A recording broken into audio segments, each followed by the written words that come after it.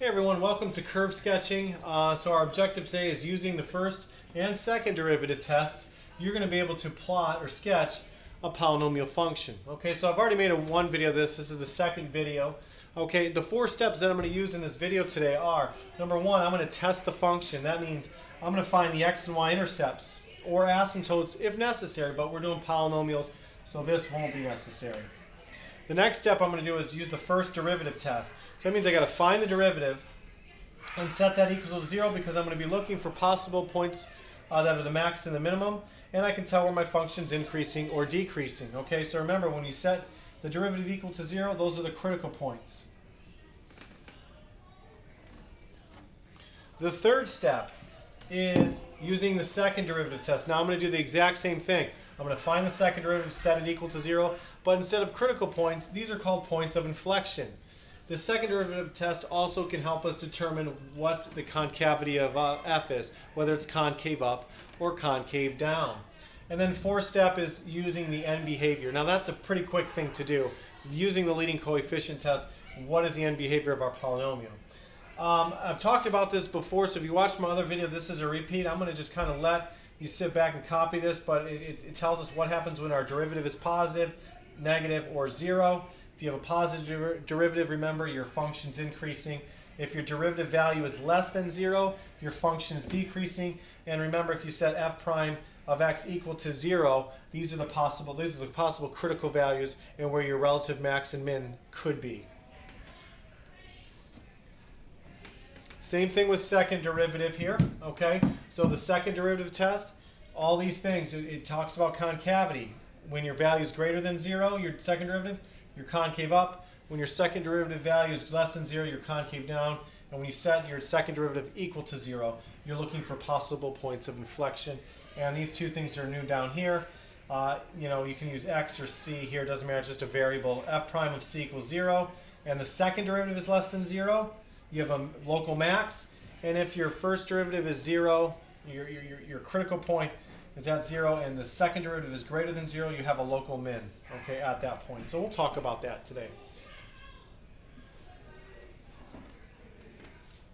So here's my first example. It's the only example I'm going to show you. Sketch the equation y equals x cubed minus 12x. Now there's a lot of ways you can do this, but we're primarily focused on using curve sketching techniques. So number one, I've got to find my x and y intercepts. My y-intercept, remember, I set x equal to 0, so I've done that. Y equals 0 cubed minus 12 times 0. So I've substituted 0 in for x. I get 0. So 0, 0, that's the y-intercept, the origin. To find your x-intercept, you're going to set your y value to be 0. Sometimes this can get really tricky, so you don't always find the x-intercepts. This is pretty easy. So I set my function equal to 0. 0 equals x cubed minus 12x, and I got to solve for x. I factor out the x here. I'm left with x squared minus 12. So if two numbers multiply to be 0, okay, one of them has to be 0. So x is 0 or x is plus or minus root 12. Just so you know, plus or minus root 12 is about 3.5, almost 3.5, okay? So that's step one. I've got my origin, I've got my y-intercept and my x-intercepts here, okay? So I've got a few points for my graph already. Now I'm going to be using the first derivative test. So what I have to do is actually find the derivative of x cubed minus 12x. So the derivative here is equal to... Hello, School Without Walls. If anyone has not purchased a ticket to the feast, you may still come down and eat food. There is plenty for everyone. So the derivative here is 3x squared minus 12. Okay, and now I'm going to set that equal to 0, which is what I've done here. And I'm going to solve for x. I factored out a 3. And I'm left with x squared minus 4, the difference of two squares here when I factor x squared minus 4. So I get x equals plus or minus 2. So those are my possible critical values. Now what I've done here is, if they're possible critical values, I want to know the points. So I plug 2 and negative 2 back into the original function, and I get the ordered pairs 2, negative 16, and negative 2, 16. So I got a couple more points on my graph. Now, are these critical values? Are these turning points? So what I have to do is test these critical values, which is over here on my sign line. Okay, so I write my factors, x plus 2x minus 2, and what my derivative sign is going to be. And here are my critical numbers.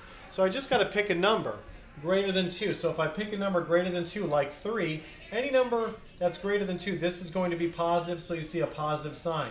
Any number greater than 2 here is also going to be positive. So a positive times a positive is a positive. So the circled value there. So based on what I know is that greater than 2, my function is increasing.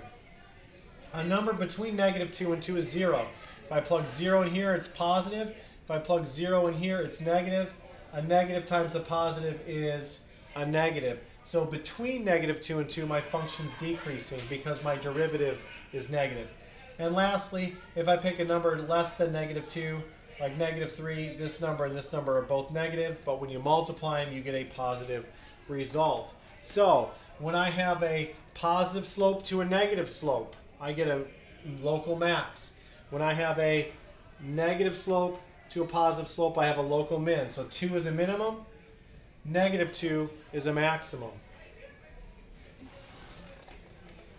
Moving on to the second derivative test. I take the second derivative of my function and I set it equal to 0, which I've done. So x equals 0 when I solve for x. I put 0 on the sign analysis. Notice I put 6x here, my factor, and the sign. Okay, so if I pick a number greater than 0, the expression 6x is going to be positive. That means the second derivative is positive. And if I pick a number left of 0, which is negative, we know that 6x is going to be negative. Any number 6 times a negative is a negative. So that means f double prime is negative. So what that tells me is that before 0, my function is concave down. And to the right of 0, it's concave up. And we know because of the sign change here that 0 is a point of inflection. That means that's where the concavity is going to change. So here's my graph. Now, the end behavior of this function, it's a cubic. Okay, so it's going to be down up on the end behavior. Let's pick my values. Ava Daughtry, if you are in the building, report to the main office at this time. Okay. So there's 2, negative 16, negative 2, 16, and the ordered pair 0, 0 from the beginning. And notice how I put root 12 of 0 and negative root 12 of 0. So I've got my x-intercepts. Now remember, before 0, the function's concave down. So there's a concave down, and after 0, it's concave up. And you notice that the function's increasing. So I go ahead and sketch a nice curve, including my points. So that's how you curve sketch using the first, second derivative tests. If you have any questions or comments, you can go ahead and type them below, and we'll see you next time.